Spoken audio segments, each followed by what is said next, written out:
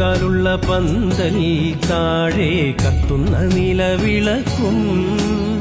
പീഠത്തിൽ കുറുവടിയും ചേലിൽ പൊന്നുടയാടകളും